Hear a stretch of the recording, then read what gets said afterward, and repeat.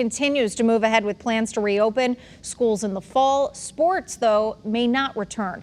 In fact, New York just announced it will delay the start of the high school sports season.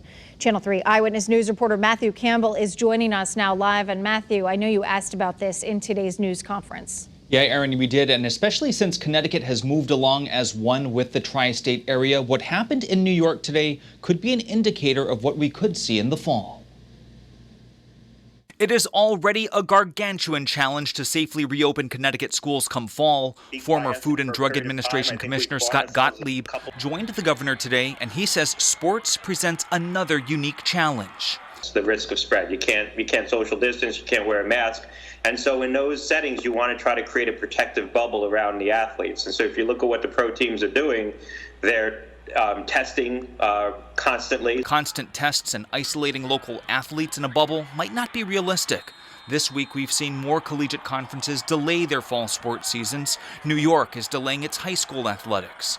We wanted to know if Connecticut was going to follow.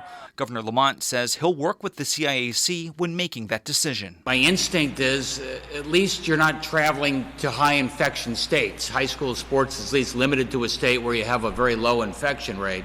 I think I'll follow their lead. The official call has not been made at the state level, but Gottlieb offers his opinion. Quite frankly, I would prioritize getting students back into the classroom before I reintroduced extracurricular activities. Now, you heard Governor Lamont talk about high school sports. When it comes to collegiate activities, especially ones where teams would be traveling to high-risk states, we're getting more of a firm opinion. He says he'd want any team coming back from, say, a North Carolina or a Florida to quarantine for 14 days, and that would have a huge impact on the UConn football season. Live above the newsroom, Matthew Campbell, Channel 3 News. Much more to come on this.